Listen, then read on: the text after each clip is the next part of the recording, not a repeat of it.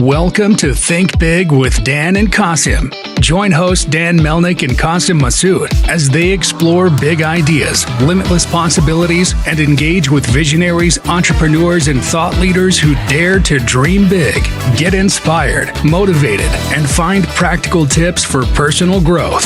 Think big, dream bigger, and ignite your potential. All right, welcome to Think Big with Dan and Qasim, and our guest today is Nick Gray. So, Nick, if you want to go ahead and introduce yourself, tell us where you live and what you do for a living. Okay, my name's Nick Gray. I live in Austin, Texas. I try to get people to host parties and networking events. I have a book called The 2-Hour Cocktail Party, where oddly that's my mission now. But I did a bunch of fun business stuff in the past. Awesome. So, can you talk more about that? Like, how did you get started in your entrepreneurship journey? What made you want to be an entrepreneur in the first place? I grew up in an entrepreneurial household. My dad was always a mad scientist type guy, coming up with business ideas. I had a web hosting company in high school, and I created businesses in college. But I think I just liked the idea of trying to solve problems and do my own thing. Awesome. So what kind of businesses did you start? Because one thing to see like in the family and have this idea of wanting to start a business, but what did you actually end up doing? Can you talk more about that story and what that looked like for you? Yeah, I started a company. My first big business was in high school. It's called VS3 Web Services. I was a reseller for web hosting services. I was making web pages and I was like, oh, we need some place to host them. So I did web hosting stuff in college. I tried to make a software company and we got tons of users, but we made zero money. So that was a terrible failure. And after college, I kind of came back home with my tail tucked between my legs. And my dad was trying to start a company in the basement of our house, making in-flight entertainment equipment for small planes. And he had a great idea, but he wasn't really hiring people or doing good marketing. So I started to help him out for what I thought would be a couple weeks. And that turned into a few months and then a few years. And we grew it to about 80 employees and then sold it to a private equity firm in 2014. I had left the year prior, though, and I started my next company, which was called Museum Hack. And I did these renegade museum tours at some of the best museums in America, which was a wild adventure.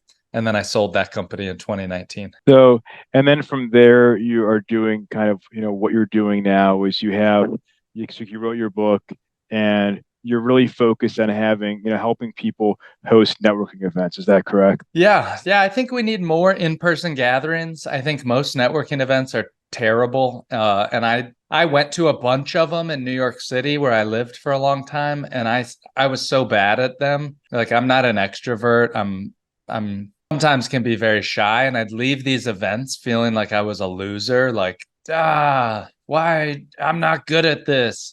And I realized I was like, well, it's not that I'm not good, it's that they're not good events. So I got some close friends and I was like, I want to figure out a better way to do this. And through a lot of experimenting and hosting hundreds of events, I found a formula that almost anyone can do. So do you think it's particular to a different city or state? 'Cause like every place has different cultures, right? So I think it's like when it comes to events, like New York's business culture is very different like than Austin or California. So what does that look like when it comes to hosting a great event? Dude, it's funny that you mentioned about the different cultures. In New York, if people do happy hours or like some sort of networking event, it would be pretty common in New York to do later at night, like 7 to 9, or like even like 8 to 10, because people work late, they stay up so much later. But I moved here to Texas about 2.5 years ago.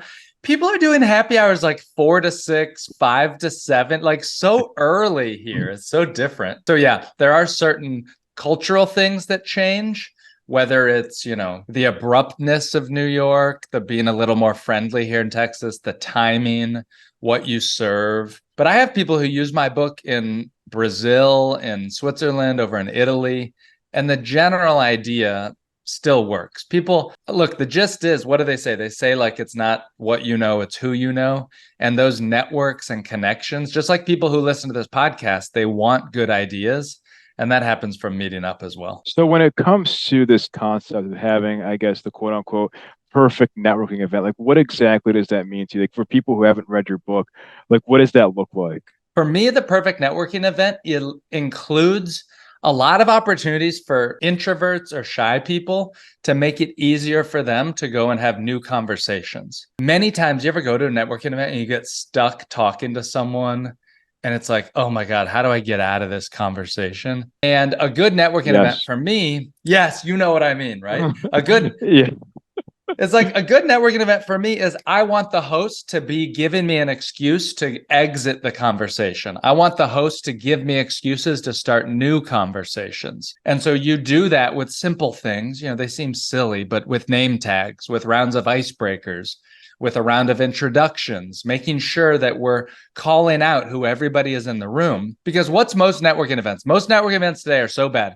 They're like, okay, we'll be at this bar. And just show up, and it's up to you to figure out who's here, and you're going to ask everybody what they do. Yeah, but dude, exactly. Imagine, Dan, that you go to one of these and there's 3 people who also host podcasts or have businesses. You won't know that unless the host makes a round of intros and says, so that's part of it. It's just adding a little bit of structure. And the secret for your listeners is everyone wants to know someone who hosts a good event. And you can be that person. The bar is so low to host a decent networking event, and it will turbocharge your career or your business. No, 100%. I mean, I've been to these events because I got an event, and I think like the name tags for sure are standard, but I think it's more of the icebreakers for sure. And it's like I end up talking to somebody, at one event where the person was trying to convince me. If so, it was like half of them, like this is not even just like a waste of my time. Right. And we're 2 nice guys. It's like, what are we supposed to say? Like, no, thank you. I am done with this conversation. Stop talking to me. The reality is, we're nice. We'll listen to them. And if they're a little pushy. So what I do as a host is I constantly give interruptions to make it easy for guests to end conversations. So what does that mean? I'm leading 3 rounds of icebreakers. And the purpose of the icebreaker, by the way, is not like a cheesy, like, ooh, what's your this? It's not that. It's just so the room can signal. So Dan can find out who else hosts a podcast. Oh, I want to go talk to them. Or, hey, who has oh, I need to hire a marketing agency. It's for the room to sound off, break the room, and then reform. Because what I found is people are happier for you to break their conversations. And the best ones will reform later. So if you're having an amazing conversation, I'm like, hey, everybody, a round of icebreaker. You'll say to that person, oh my God, let's catch up later. And then you go, you link up, you swap contact info, whatever. The other people will be thankful, like, oh my God, I'm so glad I was done with that. So that's all. So how do you, like when you have these events, right? Like how do you make sure that you have people that are actually good fits, to connect? Like, for example, like I live in Dallas now, and it's like I'll go to an event. It's not even about who I'm talking to. It's like a lot of people are selling like life insurance or real estate. And it's like, that's great, but that's not somebody who I would ever work with. Let me tell you, last night I hosted the sickest event. I hosted a little mastermind meetup, networking event, whatever you want to call it, for creators in Austin, which is where I live, that have more than 1 million followers online. The funny part was, before I decided to host this, I didn't even know but 3 people who had over 1 million followers. But I found one guy. And then I said to him, I said, hey, do you want to co-host this with me? I will do all the work, but let me just say that you're my co-host. And then I started to like DM people and like, hey, I'm co-hosting with this person. Do you want to come? And that opened up all these doors. I think my advice for people is that before you start to curate your list and go laser focused, you just need to learn how to host a good event. And so I tell people, look, yes, you can get to the point where you're curating the list. Say you want to host one just for people who have podcasts, just for business owners, just for blah, blah. Do your first ones where you're inviting just warm bodies, your neighbors, your colleagues, your friends, whoever. Practice the mechanics of moving people, cutting them off, reforming them, leading icebreakers. Your first party should be low stakes, low stress. After you're comfortable, confident as a host, then you can go and reach up to that higher level. But just do your first one super easy. Makes sense. Great. So yeah. In this business, what was your biggest failure, and how did you pick up from it? My biggest failure in my last company, Museum Hack. Oh my God, the most stressful thing was when I was starting the company, I delegated a lot of duties early to like my very first tour guide. And then he tried to quit and start a rival tour company.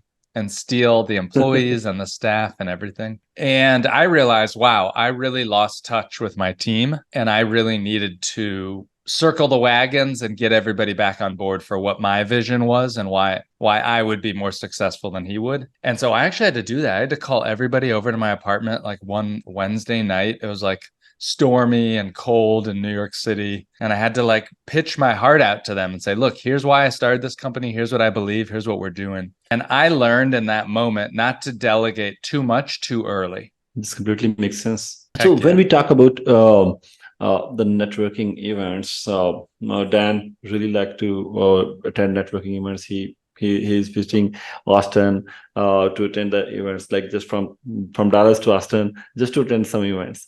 So do you think these events should be a place where there should be no tech at all, or do you think that tech still have something to add value in these tech events? Do you mean no tech, meaning like scan the QR code to connect with your guests or software apps, things like that? Oh, no. In fact, in any perspective, from any aspect, do you think that tech can perform well or can add some value into these networking events? It's a really good question. I think at least like for me, I guess, to kind of go off like what Qasim's saying, it's like, it's people are spending too much time on their phones, right? I think it's like networking. It's like when it's an in-person event, you really want to focus on having that conversation. So even if you're taking out phones to scan QR codes or to exchange information, I mean, it does need to be done, but it's a matter of like, I think it's the same thing, right? It's like with COVID, people got way too comfortable of not leaving their house, right? Yeah. And I think what you're doing is awesome because it's like people are actually meeting in person and there's lots of value. So, I mean, does technology play a role, whether it's, to your point, it is scanning QR codes, whether it is, maybe some sort of, I mean, in 2023, you have, VR, you have like, metaverse. I don't know, like those types of, events. Like, what does that look like? Where I like to use tech is in keeping my event top of mind before the event. So I think about, for example, my book says that you need to send 3 reminder messages before your event, just to keep it on people's radar. Send them calendar invites, send them reminders, make it easy for them. Send them an easy Google Maps link. So I think tech helping to get people to show up. I'm not someone who's like, hey, when you come to my event, put your phone away. No phones allowed or anything like that. But I would say that if I looked around one of my events and saw a lot of people on their phone, I would think, oh man, dang, I'm not doing it right. Like what's wrong in this instant? I'm a hard person to ask. I'm addicted to my phone, but I haven't seen good examples. I mean, the best events, let's be honest, the best events are when you're like, oh my God, I haven't checked my phone in 2 hours. There's a guy that I know who hosts these Shabbats on Friday night, and he has a no phone policy. And it's Friday night, so it's much easier. And, you kind of put your phone away. And he does a good job of being very nice and gentle about it, but saying like, hey, thank you so much. Would you mind putting your phone away just while you're here or step outside to use it? It's very nice. I got to admit, it's refreshing to go to an event like that. For sure. So in terms of like when you have these events also, like how does somebody pick out the venue? I think it's also a challenge, right? It's like, either renting it out or like, it's like, obviously like all the value is there, but like, how does somebody pick out like that venue for it? Now, I have a very controversial opinion on what to do for venue, and you guys might hate it. I believe that in order to get people to snap out of their networking mode, you have to host this in a home. Ideally in your home. I'm in a pretty small apartment. I have a tiny apartment, but it works in a small apartment. But if you can't host in your home, then find a co-host and be like, hey, what's up? I want to host this event. Like, can I use your house? I'll clean up. I'll bring the supplies. Hosting in your home, number one, makes it generous, right? It's not very generous if you go to a bar and there's a bar tab and everybody pays for their own drinks and there's these other random people there. It's like, who's here with the networking event? Who's like what is, it just feels corporate. When you bring people into your home, it's like, okay, we're not going to sell life insurance in your kitchen. Like, we're going to be a little more chill. So hosting at home is really the most important thing. And for 95% of the people, it's the best way to do it. But in terms of like hosting at a venue, like for example, I was talking to somebody here in Dallas hosting an event in a few weeks, like at a bar here, like at the Ritz-Carlton. I didn't ask how much it was, but I'm sure it's not free, right? So, I mean, or are there these opportunities where, for example, you have seen where people like partner with the restaurant and say, hey, like, can you like offer the space? Like, what did those types of events look like? You can do that. They're just not good. They're just not going to be good. I talked to a woman this morning. She read my book.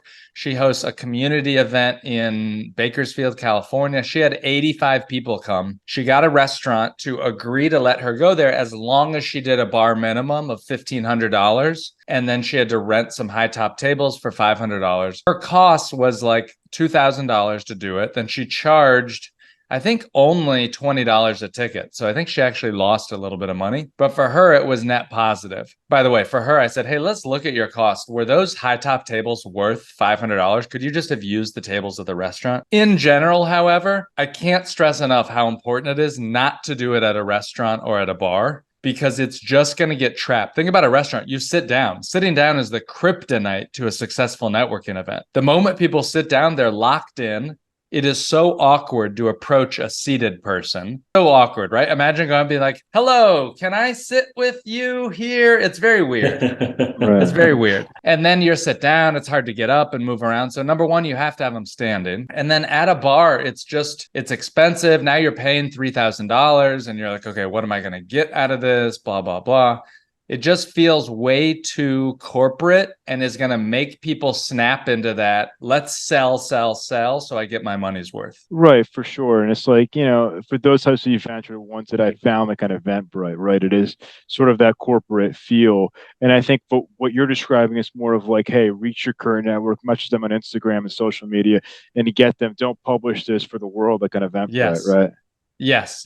This is really for, I think, what sociologists call loose ties or weak connections. It's the random LinkedIn person that you haven't talked to in 4 years that happens to live in town. It's your old high school or college buddy. It's your neighbor that you see when you walk the dog, but you actually don't know their last name or maybe even their first name. It's those loose connections or weak ties who we actually find out about great business opportunities, new hires, sales deals, things like that. And so my format is really more of a long game of building up your network of acquaintances. So in terms of you hosting these events, like what has been the most successful thing for you? I'm sure you probably had some deals or business deals from these events. Like what does that look like for you? I found it, my last company was called Museum Hack, and I launched it after I'd been hosting tons of events in New York. And what I talk to startup founders, anybody looking to launch something, they always tell me, oh, I got your book and I'm going to read it to do my launch party.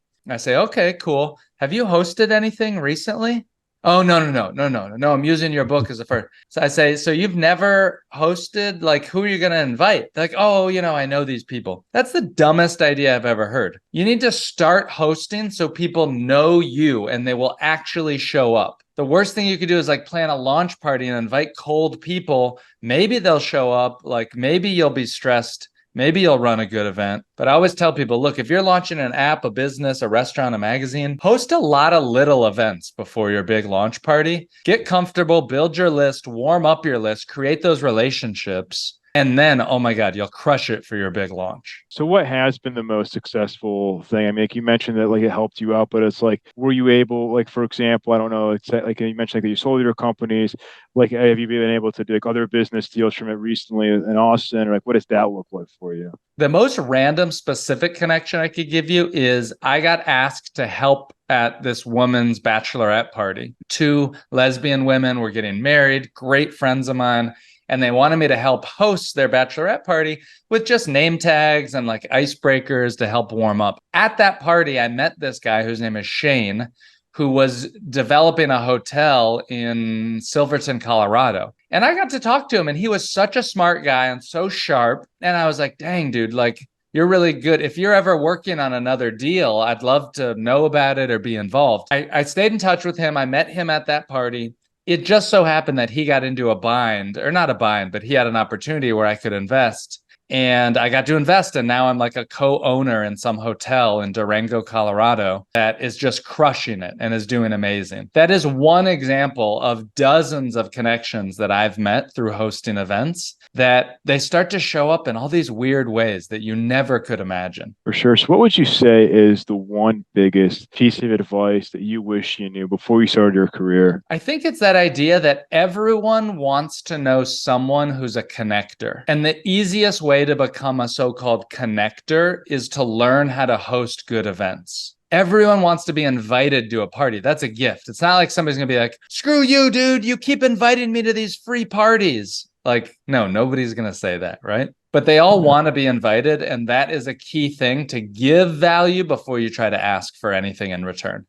100%. That's part of the reason why we do this podcast. So I'll ask you one thing. So in terms of connections, right? Because I mean, like, for example, for us, right? Like, part of what we do is say, okay, we'll give you like a referral. Do you think that's something that's necessary when it comes to connections? Does that help, if you're trying to get business from these networking events? What do you mean? How do you set that up? How do you do the referrals? Like, for example, like if somebody introduces me to somebody else, I'll give them like 10% of the, year one or of the project or something like that. I think referrals are great. I mean, I don't know a lot about how that business works. And sometimes it's just easy. It's cut and dry. There's a lot of businesses that live off of referrals, that their whole model is referrals, right? Think about real estate agents and other things. Right. Yeah. I think it's nice. Awesome. So if somebody watching this wanted to reach out to you, do you mind sharing your social media handles or best way to get in contact with you? Oh, yeah, sure. I'm at Nick Gray News on social media. I just had like my first really viral clip go viral on Instagram and TikTok, at Nick Gray News. And then I have a website called nickgray.net. And then I have a blog article called How to Host a Networking Event. I'll link that in the show notes. Awesome. Well, Nick, I want to say thank you so much for your Thanks. time. I'm rooting for you. Hopefully you can keep hosting lots of events all around the world. Thanks, guys. Thank you very much. More parties. Thank you. It was really nice to talk to you, bro. Thanks. All right. Bye-bye. Nice to chat, gentlemen. See you later. Bye-bye. Sounds good. All right. Bye. Bye. Bye.